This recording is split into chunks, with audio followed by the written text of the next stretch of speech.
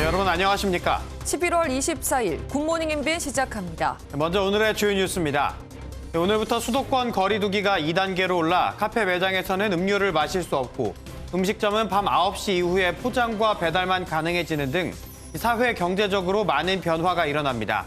서울시는 연말까지 10인 이상 집회를 전면 금지하고 밤 10시 이후 대중교통 운행도 20% 줄이기로 했습니다. 영국 옥스퍼드대가 다국적 제약사 아스트라제네카와 함께 개발 중인 코로나19 백신의 면역 효과가 최대 90%라는 임상시험 중간 결과가 나왔습니다. 최종 3상 결과는 다음 달 25일 이전에 나올 예정인데 국내에서도 이 백신이 보급될 가능성이 큽니다. 코스피가 어제 사상 처음으로 장중 2,600선을 돌파하며 최고치를 경신했습니다. 외국인들의 매수가 주가를 끌어올렸는데 코스피와 코스닥을 합친 전체 시가총액도 2,130조 원으로 사상 최고치를 나타냈습니다. 문재인 대통령이 주일 대사를 1년 반 만에 전격 교체하기로 했습니다. 새 대사로 내정된 강창일 전 더불어민주당 의원은 대표적인 일본 통으로 2년여간 냉각된 한일 관계를 풀어가겠다는 문 대통령의 의지가 반영된 것으로 풀이됩니다. 오늘도 내륙 곳곳이 영하권으로 떨어지는 등 이틀째 초겨울 추위가 이어지겠습니다. 바람도 다소 강하게 불면서 체감 온도는 더 낮겠고 일교차가 10도 이상 크게 벌어져 건강관리에 주의하셔야겠습니다. 네, 오늘부터 서울과 경기, 인천 등 수도권에서 사회적 거리두기가 2단계로 격상됐습니다. 우리 일상도 적지 않은 변화를 맞이할 것으로 보이는데요. 네, 확산세가 중대기로에 선 만큼 모두의 동참이 절실합니다. 첫 소식 김순철 기자입니다. 오늘부터 서울과 경기, 인천 지역의 사회적 거리두기는 2단계로 상향됐습니다. 불필요한 외출 자제와 다중이용시설 최소화가 핵심입니다. 우선 클럽과 같은 유흥시설 5종에 대해서는 전면 집합금지가 내려집니다. 특히 노래방과 헬스장 등 실내 체육시설을 포함해 독서실과 스터디 카페 등은 모두 밤 9시까지만 이용할 수 있습니다. 음식점도 저녁 9시까지만 영업할 수 있어 이후엔 포장이나 배달만 가능합니다. 카페의 경우 영업시간 내내 매장에서 음식물을 섭취할 수 없습니다. 종교활동은 정규예배나 미사, 법회 등이 좌석수의 20%의 인원, 5분의 1의 규모로만 참여가 가능해집니다. 프로야구 등 스포츠 경기장에서는 조금 더 엄격한 기준이 적용돼 수용 가능 인원의 10%만 입장할 수 있습니다. 수도권 소재의 초중고등학교의 경우 밀집도를 3분의 1 수준으로 유지하며 운영해야 하고 사정에 따라 최대 3분의 2까지 허용됩니다. 놀이공원이나 워터파크와 같은 시설도 수용 가능 인원의 3분의 1만 이용할 수 있습니다. 한편 결혼식과 장례식장 수용 인원도 100명 미만으로 제한됩니다. MBN 뉴스 김순철입니다. 매일 100명이 넘는 코로나19 확진자가 나오고 있는 서울은 말 그대로 비상 상황입니다. 서울시는 대중교통 운행을 줄이고 10명 이상 집회를 금지하는 등 1,000만 시민 멈춤 기간을 선포하고 긴급 방역에 나섰습니다. 이현재 기자입니다. 서울 마포구의 한 교회입니다. 문이 굳게 닫혀 있고 코로나19로 폐쇄됐다는 안내문이 붙어 있습니다. 집단 감염이 발생한 동대문구 소재 고등학교 교사가 다닌 교회로 교인 52명, 교인 가족 9명, 지인 4명 등 지금까지 최소 57명의 확진자가 나왔습니다. 지난 18일부터 서울에서 매일 100명이 넘는 확진자가 쏟아지고 있고 감염 경로가 확인이 안 된 확진자도 17%를 넘었습니다. 방역 위기에 몰린 서울시는 사회적 거리두기 2단계 격상과 함께 자체적으로 특별 방역 대책을 시행한다고 밝혔습니다. 이번 감염은 생활 감염을 통한 전방위 확산이 특징입니다. 이제 더 이상 안전한 곳은 없습니다. 내일부터 연말까지 1,000만 시민 긴급 멈춤 기간으로 선포하고 먼저 연말 모임을 줄이기 위해 야간 대중교통 운행을 줄입니다. 시내버스는 오늘부터, 지하철은 27일부터 오후 10시 이후 운행이 20% 줄어듭니다.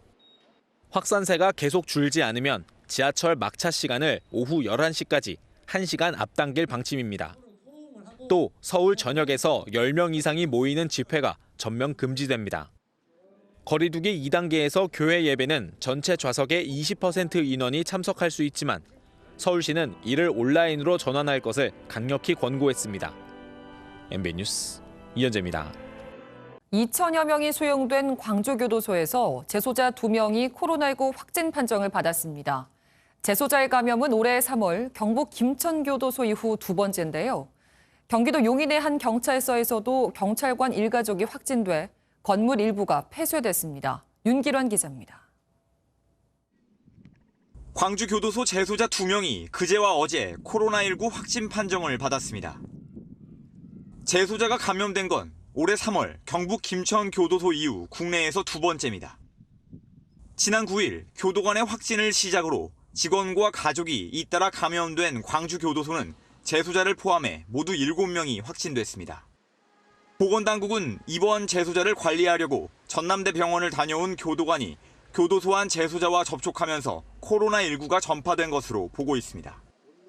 전체 수용자가 1,995명인 광주교도소는 확진된 재소자를 비롯해 그와 접촉한 동료 재소자와 교도소 직원들을 격리했습니다.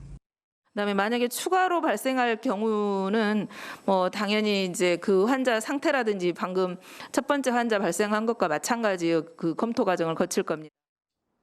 경기도 용인 동부경찰서에서도 직원 1명이 확진 판정을 받았습니다. 형사과 소속인 확진자는 그제 오전 확진자의 아내가 처음으로 양성 판정을 받은 뒤 오후 자녀 2명과 함께 확진 판정을 받았습니다. 확진자 아내의 감염 경로는 확인되지 않고 있습니다. 건물 전체를 소독한 용인 동부경찰서는 확진자가 쓰는 사무실을 폐쇄하고 동료 경찰관들을 자가격리 조치했습니다. 확진자의 화성시 자택을 소독한 방역당국은 가족의 동선과 접촉자 규모를 조사하고 있습니다. MBN 뉴스 윤기란입니다. 서울 노량진 학원에 다닌 뒤 지난 주말 임용고시를 봤던 수험생 가운데 1명이 확진 판정을 받으면서 누적 확진자가 81명으로 늘었습니다. 수능시험 고사장으로 치러질 학교들은 온라인 수업 전환을 고심하고 있습니다. 백길종 기자입니다. 서울 노량진 임용고시 학원발 확진자가 어제 5명 추가돼 누적 확진자가 81명이 됐습니다.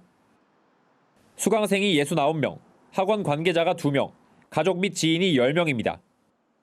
이들 중 1명은 지난 21일 치러진 중등교원 임용고시 응시자인 것으로 확인됐습니다.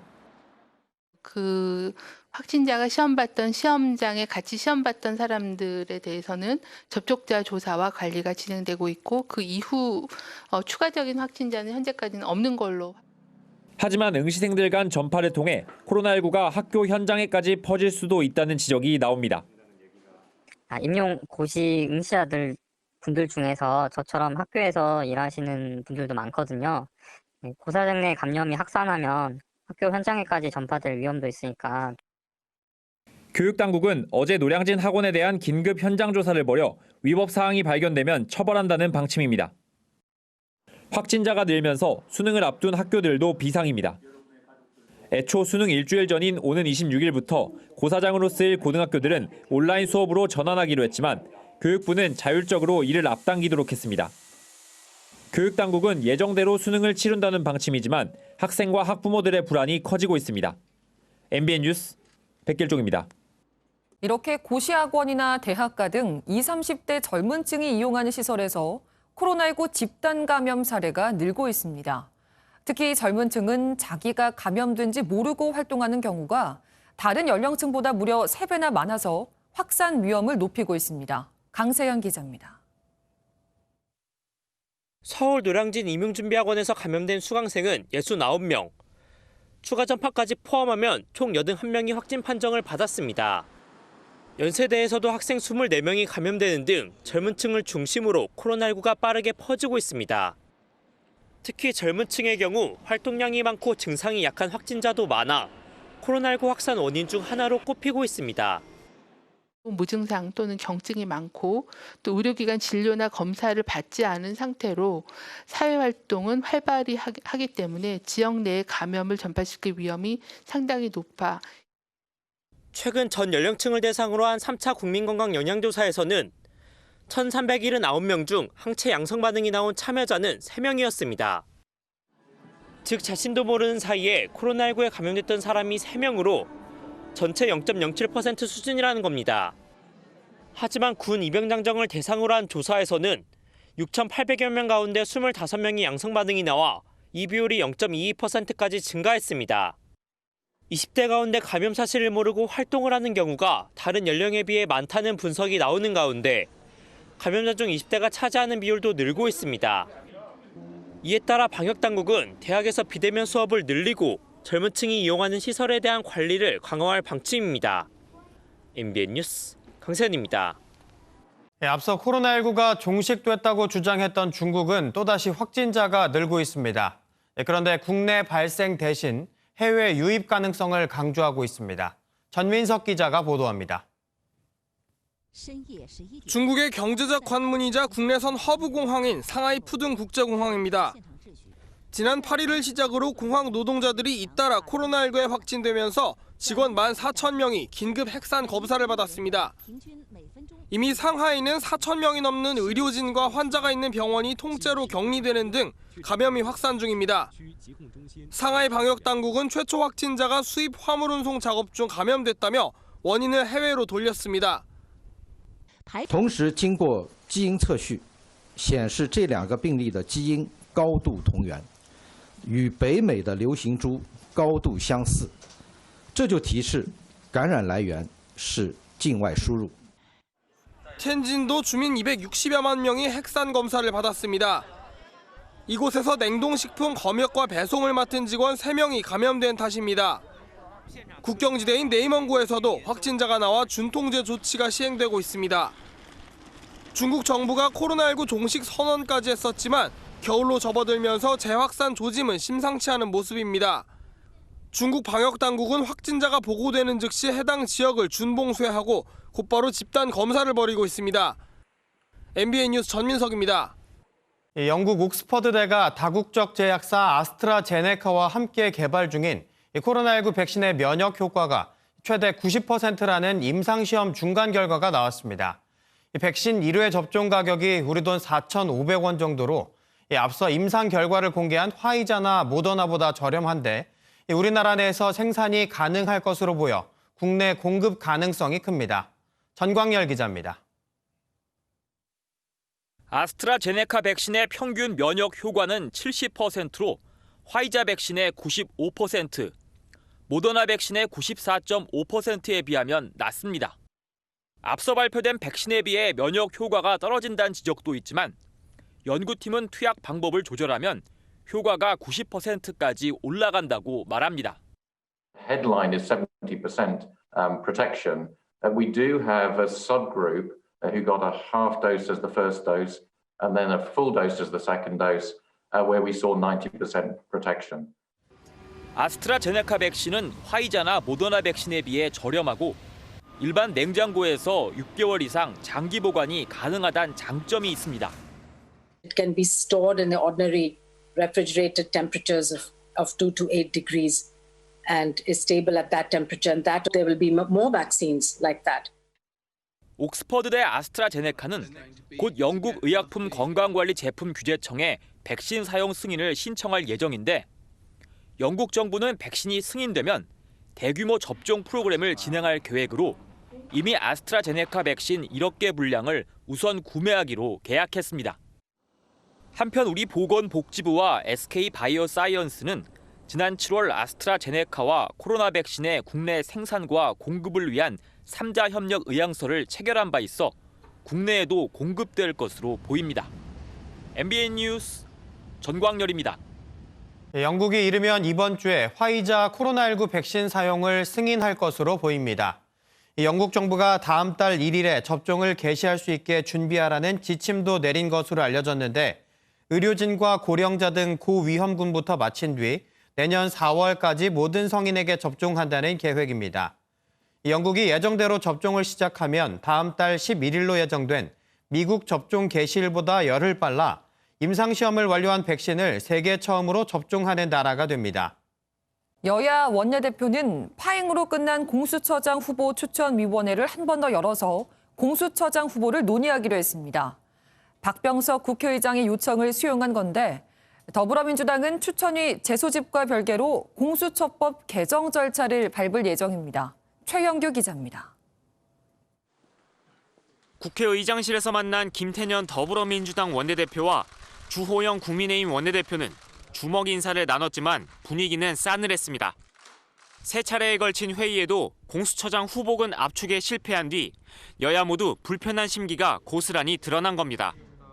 70분간의 회의 끝에 여야는 공수처장 후보 추천위원회를 재소집하라는 박병석 국회의장의 요청을 받아들였습니다.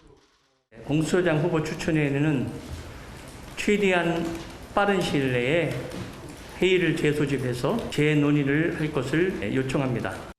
민주당은 야당의 시간 끌기에 대비하는 차원에서 내일 법사위에서 공수처법 개정 절차를 계속 밟기로 했습니다. 그러나 어떠한 경우에도 야당의 의도적인 시간 끌기 때문에 공수처가 출범하지 못하는 경우는 없도록 하겠습니다.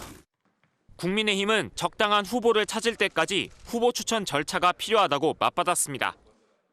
야당도 흔쾌히 동의할 수 있는 후보가 나올 때까지 추천위원회를 계속하는 노력을 해야 한다고 강하게 요구를 했습니다. 4차 회의는 내일 열릴 것으로 보이는데 후보군을 좁히지 못한다면 여야의 강대강 대치로 전국은 얼어붙을 것이란 전망입니다. MBN 뉴스 최영규입니다. 사실상 퇴진 압박을 받고 있는 윤석열 검찰총장이 일선 검사들과 만난 자리에서 검찰개혁의 비전은 공정한 검찰이 돼야 한다며 내부 결속 다지기에 나섰습니다. 하지만 이번 주 윤 총장에 대한 대면 조사가 다시 시도되고 가족 관련 수사 일부가 결론 날 것이란 관측이 나오면서 살얼음판 같은 긴장감은 계속되고 있습니다. 임성재 기자입니다. 윤석열 검찰총장이 일선 검사들과의 만남을 이어갔습니다. 검사 6명과 오찬 간담회를 가진 윤 총장은 검찰개혁의 비전은 공정한 검찰이 돼야 한다고 거듭 강조했습니다. 또 검사의 배틀필드, 즉 전장은 법정이라며 조서 중심의 수사 구조를 공판 중심형으로 개편할 것을 주문했습니다. 오늘도 일선 검사와의 만남이 예정된 가운데 윤 총장이 내부 결속 따지기에 들어갔다는 분석이 나오지만 대검은 정해진 스케줄에 따른 일정이라고 선을 그었습니다. 윤 총장 관련 수사 4건을 맡고 있는 서울중앙지검도 수사의 속도를 내고 있습니다. 특히 검찰 안팎에선 지난 12일 요양급여 부정수급 의혹을 받고 있는 장모 최모 씨 사건이 이달 말까지 마무리될 것이란 관측이 나옵니다. 중앙지검 관계자는 물리적으로 빠른 시일 안에 결론 내리기 어려운 사건이 많다면서 기소 여부 등 결정된 사안은 없다고 말을 아꼈습니다. 윤 총장 관련 수사뿐 아니라 조만간 법무부도 윤 총장에 대한 대면 조사를 다시 시도할 것으로 전망돼 긴장감은 최고조에 달하고 있습니다. MBN 뉴스 임성재입니다. 조 바이든 미 대통령 당선인이 토니 블링컨 전 국무부 부장관을 국무부 장관에 지명했습니다. 버락 오바마 정부에서 백악관 국가안보 부보좌관, 2015년부터 17년엔 국무부 부장관을 지낸 블링컨은 바이든 대선 캠프의 외교 정책을 총괄해온 최측근 인사입니다. 북한에 대해선 강경한 입장을 보여왔는데 김정은 북한 국무위원장을 최악의 폭군 중 한 명이라고 비판한 적도 있습니다. 어제 대전 현충원에서는 북한의 연평도 포격 10주기를 맞아 추모식이 열렸습니다. 이인영 통일부 장관은 서울과 평양에 상주 대표부 설치를 제안하고 재개에는 남북 경협 준비를 당부했습니다. 김현 기자입니다. 지난 2010년 북한은 1시간 동안 연평도에 포탄 170여 발을 발사해 해병대원 2명 등 4명이 사망하고 60명의 부상자가 발생했습니다. 국립대전 현충원에서 열린 제10주기 추모식에는 100여 명이 참석한 가운데 전사한 서정우 하사와 문광웅 일병 부모는 명예해병으로 임명됐습니다. 정우야, 광우가 미안하고 미안하다. 북한 포격으로 처참하게 전사한 너희들의 희생에 사과 한마디 받아내지 못해서 미안하고. 국방부는 포격 전 당시 대응 사격을 했던 K9 포상 2곳 중 한 곳을 안보 전시관으로 조성해 보존하기로 했습니다. 이인영 통일부 장관은 국회 토론회에 참석해 고인의 넋을 추모하는 한편 폭파된 남북 연락 사무소 대신 서울 평양 대표부를 설치하자고 제안했습니다. 저는 서울 평양 대표부를 비롯해 개성, 신의주, 나진 선봉 지역에 연락소와 무역 대표부 설치도 소망해 봅니다. 이 장관은 또 삼성 등 4대 그룹과 만나 남북 경협이 예상보다 빠르게 시작될 가능성이 있다고 말했습니다. 이어 개성공단 재개 등 남북 협력 사업을 발굴 추진하겠다며 정부와 기업 간의 만남을 정례화할 것을 제안했습니다. MBN 뉴스 김현입니다. 코로나19로 실물 경제가 바닥을 찍고 있는 것과는 대조적으로 코스피가 2,600선을 돌파하며 어제 종가 기준 역대 최고치를 경신했습니다. 시가총액도 사상 최대치를 기록했는데 외국인이 13거래일 연속 순매수를 기록하며 주가를 끌어올렸습니다. 김문영 기자가 보도합니다. 어제 코스피는 종가 기준 2,602, 2년 10개월 전에 역대 최고치를 갈아치웠습니다. 코스피와 코스닥을 합친 전체 시가총액도 2,130조 원으로 사상 최고치를 나타냈습니다. 연초에 개인 투자자, 이른바 동학개미가 상승세를 이끈 것과 달리 11월은 외국인이 코스피 시장에서 홀로 13거래일 연속 6조 4천억 원을 순매수하며 주가를 밀어올렸습니다. 달러화 약세와 대비되는 계속되는 원화 강세가 외국인의 투자 자금을 끌어들인 겁니다. 전문가들은 백신 접종 호재 등이 선반영됐지만 트럼프 대통령 재임 기간 조정받은 국내 주가가 상승할 여력은 충분하다고 분석합니다. 트럼프 재임 기간에 보면 글로벌 빅테크 기업들이 미국 기업들은 대체로 300에서 500% 정도 사이, 대만 반도체만 하더라도 150% 이상 급등을 했습니다만 삼성전자는 80% 후반대 상승에 그치기 때문에 외국인들은 특히 11월 들어 IT주와 배터리주 등 위주로 몰아 투자했는데 이 중 삼성전자에만 순매수 거래 대금의 35%가 쏠렸습니다. 국내 증권사들은 단기 급등에 따라 과열을 해소할 최소 기간이 있을 수 있으나 내년 코스피는 2,700에서 2,900선, 최대 3,000선도 갈 수 있다고 전망했습니다. MBN 뉴스 김문영입니다.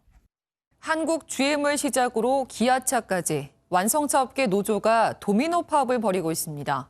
코로나19로 자동차 산업 생태계 자체가 붕괴될 위기인데 파업까지 잇따르며 협력업체들은 고사 직전입니다. 길기범 기자입니다.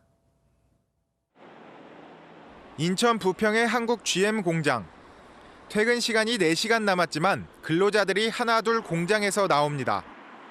한국 GM 노조가 사측과 임단협에 합의하지 못하면서 5번째 파업을 벌이고 있습니다. 한국 GM 노조는 어제부터 내일까지 사흘 동안 하루 2차례 4시간씩 부분 파업을 이어나가고 있습니다. 결국 좀 됐어요. 앞으로의 투자 계획을 좀 말해달라. 그런 것들을 확실히 되지 않는 거라면 강경히 좀 한다는 입장. 기아차 노조도 기본급 인상 등을 요구하며 오늘부터 부분 파업에 들어가고 르노 삼성 노사도 삐그덕거리면서 완성차 업계의 도미노 파업이 우려됩니다. 코로나19로 자동차 업계가 직격탄을 맞은 가운데 원청업체의 파업까지 겹치자 협력업체들은 그야말로 고사 직전입니다. 절반 이상의 매출액이 없어졌다. 이렇게 생각하시면 됩니다. 전기세도 못 내고 직원들 급여도 제때 못 나가는 거예요. 급기야 GM 본사가 한국 시장 철수를 경고하는 등 국내 자동차 업계에 절체절명의 위기감마저 돌고 있습니다. MBN 뉴스 길기범입니다. 민주노총이 수도권의 사회적 거리두기 2단계 격상에도 내일 총파업과 전국 동시다발 집회를 강행합니다. 당초 국회의사당 앞에서 노조 간부와 파업 참가자들을 중심으로 집회를 열 예정이었지만 서울시가 오늘부터 10명 이상 집회 전면 금지를 발표하면서 10명 미만 집회를 산발적으로 열기로 계획을 변경했습니다. 경찰은 서울시 방역수칙에 따르지 않는 집회가 발생하면 엄정하게 조치할 예정이라고 밝혔습니다. 크기가 똑같은 택배 상자라도 손잡이로 쓸 구멍이 있다면 운반이 훨씬 편할 텐데요. 택배 노동자들이 노동 강도를 조금이나마 줄이기 위해 요구해온 구멍 손잡이 상자가 우체국에 본격 도입됐습니다. 우종환 기자입니다. 한 직원이 택배 상자를 옮기기 위해 바닥 부분을 잡고 힘겹게 들어올립니다. 반면 손잡이로 쓸 수 있는 구멍이 뚫린 상자를 드는 직원은 작업이 훨씬 수월합니다. 크기가 같은 상자인데 구멍 손잡이가 있느냐에 따라 허리를 구부리는 정도 등 노동 강도 차이가 확연히 드러납니다. 기존의 택배 상자는 고중량인 같은 경우에는 안고 다녀야 되기 때문에 굉장히 어깨나 허리에 큰 무리가 있었습니다. 오래전부터 택배 노동자들이 요구해온 구멍 손잡이가 우체국 택배에서 본격 도입됐습니다. 우체국에서 판매하는 택배 상자 중 가장 큰 5호 상자에 구멍 손잡이가 적용됩니다. 지난해 우체국에서 접수한 택배 물량 6천만 통 중 18%가 5호 상자로 5통 중 1통꼴입니다. 구멍 손잡이가 신체 부담을 10% 이상 줄여준다는 연구도 있는 만큼 택배 노동자의 부담이 많이 줄어들 전망입니다. 접수를 하고 나서 수취인까지 배달되는데 중간에 한 10번 정도를 들고 나르고 이렇게 해야 된다고 합니다. 구멍손잡이를 만들면 그거 갖고 10번 정도 택배하시는 분들한테 도움을 주는 거잖아요. 앞서 홈플러스를 비롯한 대형마트 3사도 택배 노동자 요구를 반영해 5kg이 넘는 상자에 손잡이를 만들기 시작한 바 있습니다. 구멍 손잡이가 있는 우체국 택배 상자는 먼저 수요가 많은 수도권과 강원 지역에서 판매를 시작한 뒤 내년까지 전국으로 확대됩니다. MBN 뉴스 우종환입니다. 프로야구 NC가 한국 시리즈 5차전에서도 완승하며 두산의 3승 2패로 앞서 나갔습니다. NC는 1승만 추가하면 창단 첫 통합 우승을 달성합니다. 김동환 기자가 보도합니다. 2차전에 이어 5차전에서 선발 재대결한 구창모와 플렉스는 또 한 번 명품 투수전을 펼쳤습니다. 영의 균형은 5회 NC 알테어의 적시타이에 깨졌습니다. 기선을 잡은 NC는 6회 양의지가 2점 홈런을 터뜨려 성큼 달아났습니다. 7회엔 모창민과 나성범이 연속 적시타를 때려 쐐기를 박았습니다. 2차전에서 플렉센에 판정패했던 구창모가 7이닝 무실점으로 서력했고 김진성과 원정현이 1이닝씩 나눠 막아 승리를 지켰습니다. 형들이나 선배님들이 편하게 던지라고 형들만 믿고 하면 된다고 해가지고 조금 편하게 던졌는데 좋은 결과가 있었던 것 같습니다. 4, 5차전을 내리 가져가며 3승 2패로 앞서 나간 NC는 1승만 추가하면 창단 첫 한국 시리즈 우승을 이룹니다. 2020년 야구할 날이 이제 2경기 정도밖에 안 남았기 때문에 몸이 부서지는 한이 있어도 최선을 다할 겁니다. 반면 2년 연속 우승을 노렸던 두산은 2경기 연속 무득점 패배를 당하며 벼랑 끝에 몰렸습니다. NC는 에이스 루친스키, 두산은 다승왕 알칸타라를 내세워 운명의 6차전을 벌입니다. MBN 뉴스 김동환입니다. 우리나라에 펭수가 있다면 미국엔 생쥐맨이 있습니다. 거리를 돌아다니며 웃음도 주고 마스크 착용도 홍보한다고 하네요. 생쥐가 몸집보다 큰 피자를 옮기는 장면. 5년 전 미국에서 화제였다는데요. 이번엔 생쥐맨이 뉴욕 거리에 나타났습니다.